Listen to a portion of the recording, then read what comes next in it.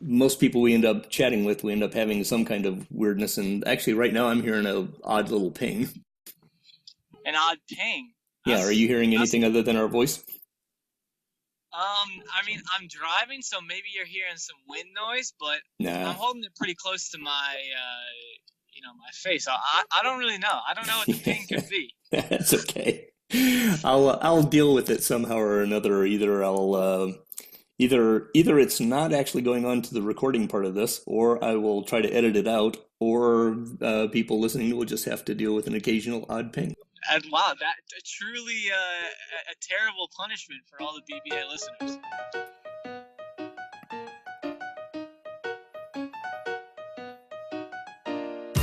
Welcome to the GMs Corner, a Brewster Baseball Association podcast where we put general managers on the hot seat and try to steal all of their very best secrets.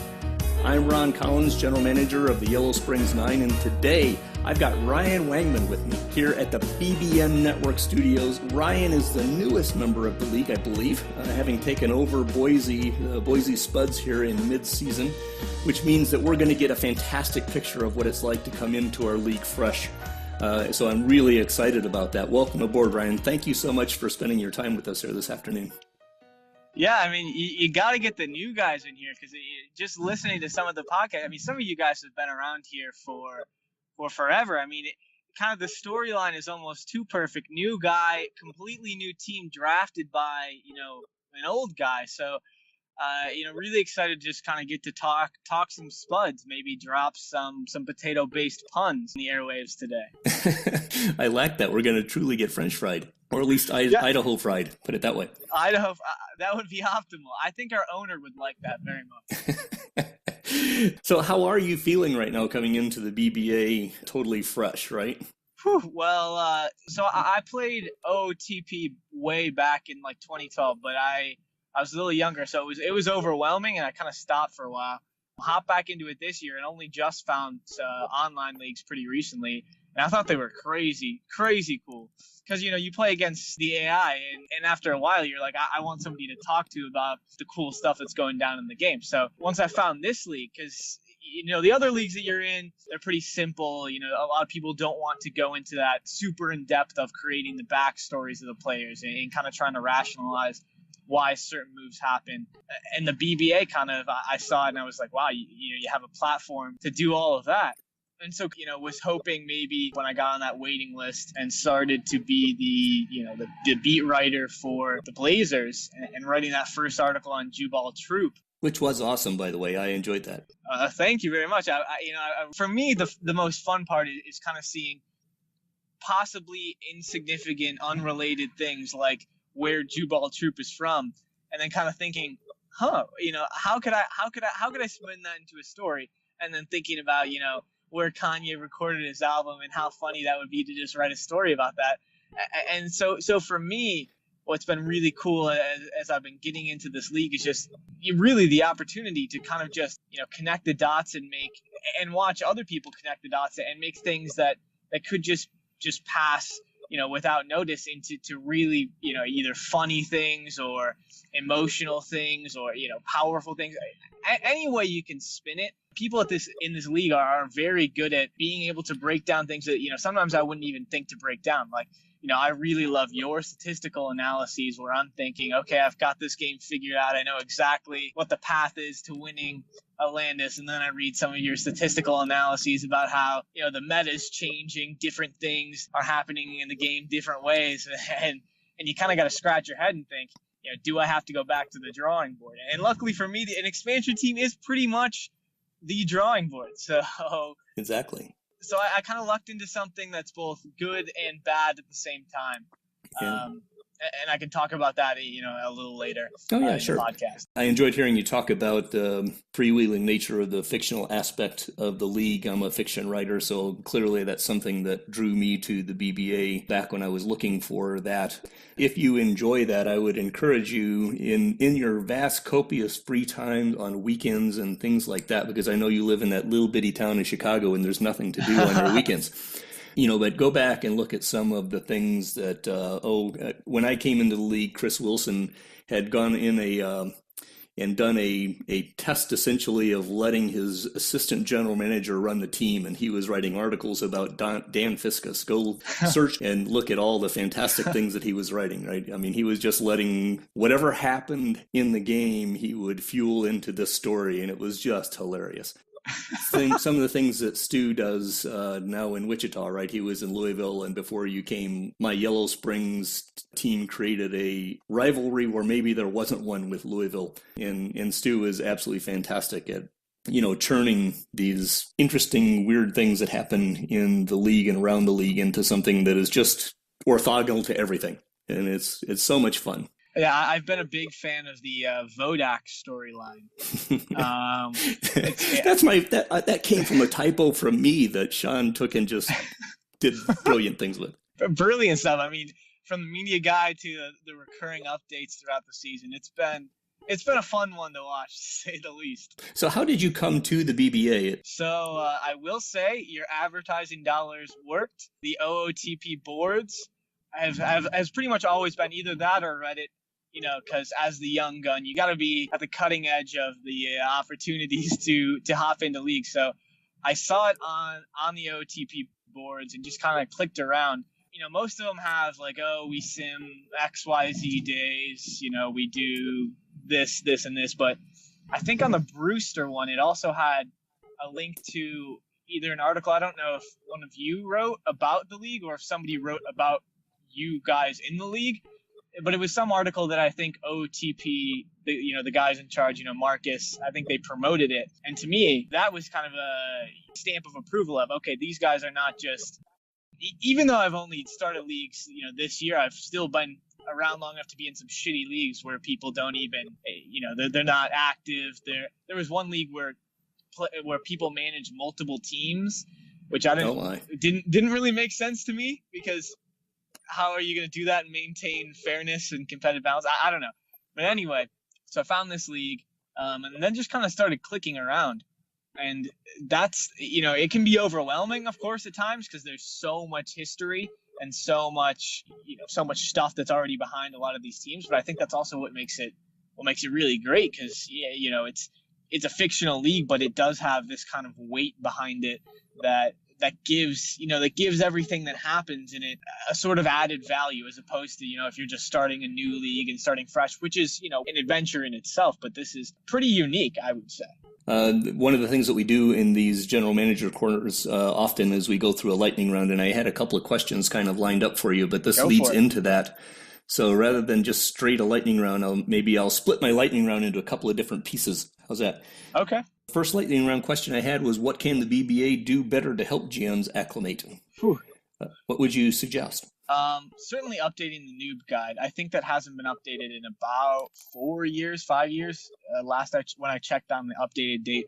Honestly, one thing that I'll give a shout out to Agrudez. I think that's his username. It's Kyle.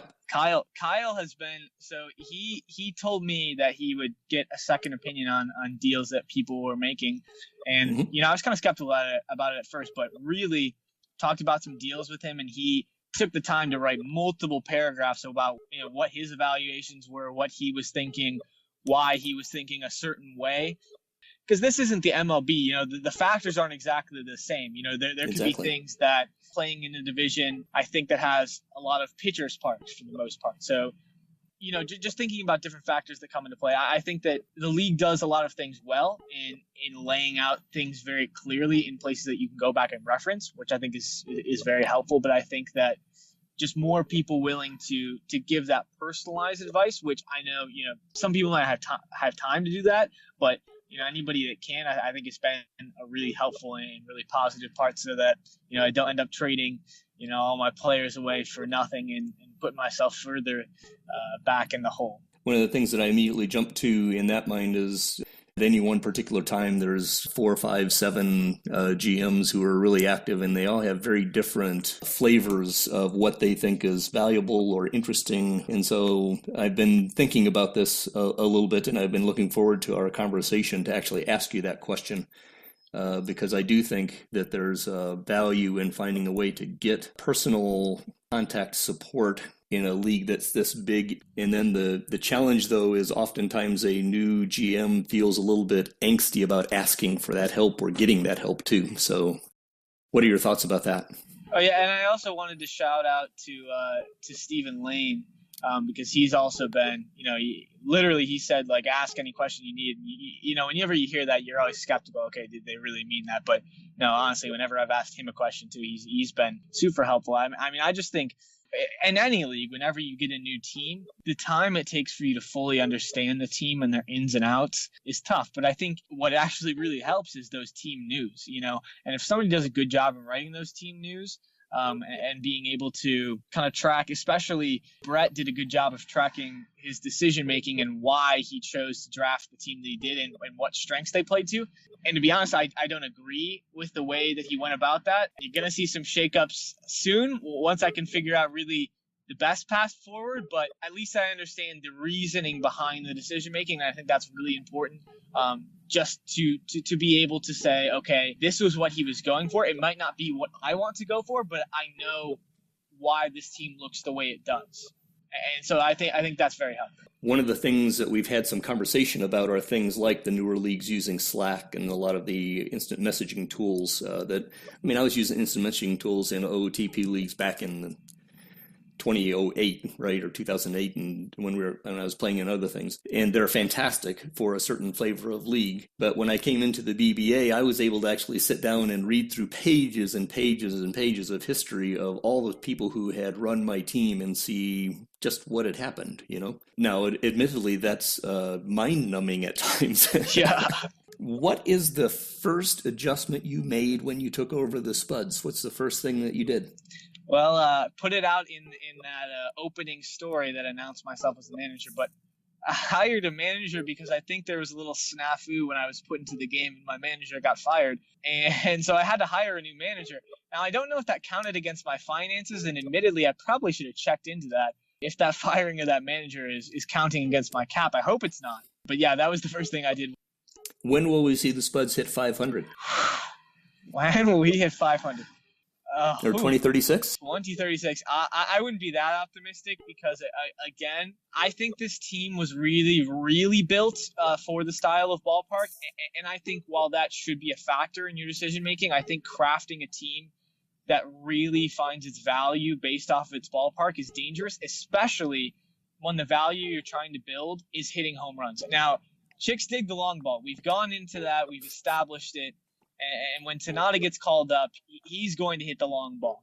And there's no question about that. But I think that the strategy of saying it doesn't matter what the other attributes are, if we can get people hitting the long ball, what we find is really dangerous because you're really kind of putting all your chips into one corner. And so when the Spuds are going to hit 500, I'm going to be cautious, and I'm going to say 2038. It'll give time for Poncho German to rise through the ranks. I figure maybe he will have hit the majors by then. Maybe that'll be his rookie year. And I think that there will be enough time where we can shed some of our bad contracts and kind of shape the team more in the vision that I have in mind. I like it. Talk to me about your plan. You started saying earlier on, talking a little bit about what your thoughts were. What can we expect out of the Boise front office over the next off-season free agency? How do you expect to craft your Spuds? Of course. So, I don't want to give too much away, but there is some things that I'm pretty Now, wait a minute, Ryan. This is the GM's Corner. You're supposed to give away all of your secrets. Well, I'll give away a few because, Okay. Really at this point, some of the starting pitchers that were, I think Brett saw as kind of 1-year fixes, they will be going out the door next year. Those pitchers on those big contracts, I don't have any real intention of re-signing them because, working out the math. If I execute the buyout on, I think does Murillo have the buyout? No, I think it's, I can't remember exactly who has the buyout, but there's one pitcher who has a $15 million contract who has about a $1 million buyout. He's going to get bought out. There's one free agent pitcher or one impending free agent who's making, I think it's You might need to help me out as I'm driving here, so I don't have my team right in front of me. But I have a plan in which I think I'm gonna free up about, I don't know, 40 million in cap space, 45 million in cap space just by letting these guys walk. And to be honest, to me, that makes the most sense. These guys are all pretty old. So definitely the first strategy is getting some cap space. Obviously, have to hit. There's a salary floor, correct? No, there is no salary floor, but you want to be careful about going so deep that you lose revenue stream. Gotcha. That's actually one of the issues that teams will sometimes find themselves in, is they'll work so hard to cut their payroll that they put a bunch of shoddy players on the team, and then suddenly they find their revenue stream is down so low that when they're ready to build back up, they have to take a year or two just to win a few games so they can begin to build. So that's actually a bit of a nuance of OOTP that sometimes people will get caught up in. Now, I want to make it clear. My strategy, I'm not going to tear the house down completely. I do think that, there are some worthwhile pieces that will be good to build around. I mean, you talk about some minor league top prospects that realistically are ready to play on this team right now, but like I've kind of talked about or alluded to in team news, are being held down primarily for what some would call service time manipulation. I call it being strategic. But in free agency, we're definitely going to look at some bargain buys, some guys who probably will only be a win or two above replacement level, but might have some intangibles, and people have their varying, ideas on how much they think team culture, actually impacts the game. But, from my end, if we're not going to field a competitive team, we're at least going to have a good locker room so that morale stays high on the players that we want to build around. So definitely going to be looking for the players with that, with those positive traits, definitely going to try and get rid of the players.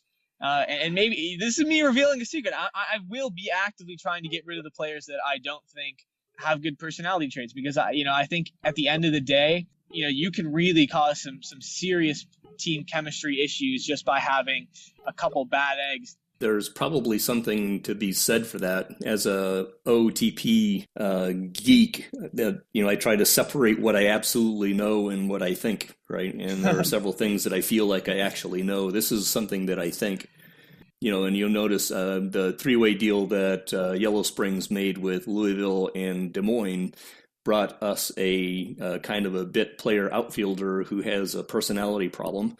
I probably would not have done that except for the fact that I have a pretty strong leadership core already in the clubhouse, and so I kind of looked at him as a 2-month trial run and see if he fit in, right? If he get whipped into shape. Yeah, he's playing well enough. So I think fundamentally you can go too far with that. Or you can have a fantastic clubhouse and decide not to bring a great player in just because he's a possible risk to it. But I do think that if you're not paying attention to the clubhouse, it can create unhappy players, which as a minimum would then make people not want to stay with you as you're trying to build. So keep them happy. You can get them for cheaper. There you go. So your application, right? You noted that you're a journalist and a Chicago guy and a Cubby fan, which is all fantastic. And you're actually, you mentioned you're actually commuting from work. What do you do? So this summer, got a little bit away from the traditional journalism side, although that's ultimately what I'd like to do. I am a content intern at a company that focuses on financial wellness. So kind of, writing about a bunch of different topics, as they relate to financial wellness. So personal finance, real estate, student loans, credit card debt. All those kinds of things, and being able to learn about them for myself has honestly been a big benefit of the job, just to be able to kind of go into adulthood with that kind of knowledge. So that's been really interesting. I don't know how it's translated to OOTP GMdom, because I still think I don't have the best handle on finances there, but we're trying to make it work. You will learn one way or the other. That's just kind of how it ends up going. In Chicago, what is your favorite thing to do downtown, big city? Ooh. Well, I am a big fan of Chicago's, concert scene. So love going to any, music festivals or, getting down to the Riviera or the Aragon or, Lincoln Hall, the Metro, any of those places, just to kind of see a good show. Or just go with a friend to see somebody who maybe I don't even know. And that's one of my favorite things to do. And I think that that's a real benefit of living in a big city is, you not only do you have one venue, you have 2, 3, 4, 5. You have so many venues. And pretty much if there's an artist that you like and want to see and they're not really, really obscure, they'll come through Chicago at some point. So, I really think it's a great city to be able to see all the musicians that you want to see. So, that's my pitch. Move to Chicago is that, you get the best of both worlds. You get the best team in baseball in the Chicago Cubs, and you get a great music scene to boot for all those off days during the season. Yeah, there you go. No, I love Chicago. My wife and I were debating 3 years ago whether to move to Chicago or to move out here to essentially Tucson. And we chose Tucson because this is where my mom and dad live. And so we get to be with them in their aging years. But the idea of living in Chicago would be fantastic to me. I just absolutely love that city. Well, you certainly got the better end of the deal in the winter, I'll tell you that. I will 100% agree with that. I can tell you 100% that standing out in the middle of 115-degree heat does not actually hurt, whereas staying in the middle of a -2-degree snowstorm actually hurts. Real physical pain. Real physical pain. Let's go back to Out of the Park real quick. What is your biggest wish list for Out of the Park? What do you wish it would do better? I really wish that there was some kind of functionality, and I think this has been talked about on forums and by different people for a long time, but where you get a head-to-head management in real time.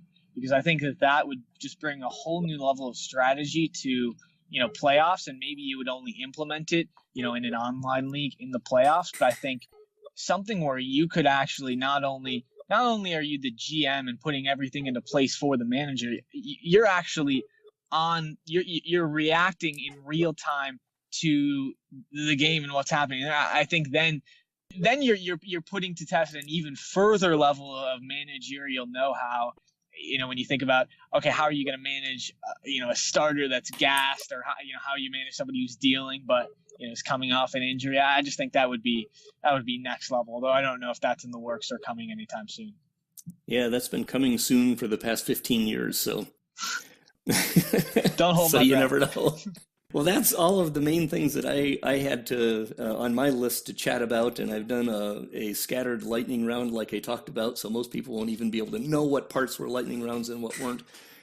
Is there anything you would like to ask me, anything you would like me to talk about? Yeah, I would say if I had one question, it would be to you, is the BBA and I'm going to assume the answer is yes here, a bad piece of journalism, but is the BBA the favorite OOTP league you've ever been in? And if so, why? Wow, that's a very interesting question. I would say yes, but it's very close with two others that were spectacular leagues. What raises the BBA in my mind is the all-in nature that this league has toward its fictional aspect, and the deep passion that a majority of the general managers end up bringing into both the team and the league. The flare-up that I was involved in that helped to create the opening for you is actually a ramification of that. I've talked with Brett 2 or 3 times, and Brett has such a deep underlying passion to the way he thinks that a league ought to be, that I think the things that were going on in his mind offended him so much that he just couldn't deal with it. That's my take on it, right? The positive part of that is that passion and the absolute feeling that you're in something that is real in a way that is almost impossible to describe to somebody who's not part of it. The GMs in this league are, in my opinion, among the truly elite GMs. You're not going to find a collection of general managers who are any more knowledgeable about the game of Out of the Park anywhere else, as far as I'm concerned. So I love competing against human beings. I want to play human beings who know what they're talking about and what they're doing, even if I don't agree with them. And I want to play in leagues where people value, in actually every single general manager that I've talked to in these general managers' corners ends up talking about their players as if they're real people, right? If you listen to Mike, the last one with San Antonio, talking about Dexter Sheehan, his conversation about him, I was just smiling the whole way because Edward Murphy talks about him as X's and O's and Mike Bieschke as files, and there's something very deep about this league that is not in very many others. It's hard not to see this as, if not the elite league, maybe there's 5 of them that are all 100s. This is 100 as far as I'm concerned. And honestly, a real credit to the makers of this game who can kind of create an experience that feels so real that, while some people are still decrying it as kind of, files or X's and O's, I know when I'm playing, I'm thinking like, okay, when's my guy going to come up? How many weeks until, and I think the picture is honestly the face gen. While people might hate on it and be like, oh, that doesn't look like how that person looks, I feel like it really helps me develop that attachment to where you think, you're not just thinking, oh, this is file X, you're thinking this is this player, and I'm invested in them. You feel horrible when they get injured. You're elated when they succeed. So, if that's not the sign of a good game, I don't know. I 100% agree. You mentioned, feeling horrible when one of your players gets hurt. I mean, I feel horrible when Scott Piccoli's Twin Cities Chris Kelly got hurt again. I felt terrible. Right? Oh my God, there's a young ace that just got hurt, and he's in my division. I should be cheering because that makes it easier for me to win. But I mean, that's the kind of environment that I think that we have here. So anyway, what else Hello? you got? What else Hello? is on your mind? Hello? Hello? Hello? Hello? You got me? Hello? Hello? Well, I think we've lost our connection, so I think that we'll actually call that a podcast, and then I will see if I can get Randy back. Hello? So have a great day. Hello? Hello. The Brewster Baseball Association is an out-of-the-park baseball league commissioned by Mr. America himself, Matt Rechtenwald, and competed in by an amazing group of outstanding general managers. Check us out at montybrewster.net. You have been listening to the GMs Corner, a podcast where we put BBA GMs on the hot seat. Music is Cool Piano by Tigerius and is used under Creative Commons Attribution License. See you next time. Until then, have fun, be safe, and always remember that even a boring team news is worth 2 points.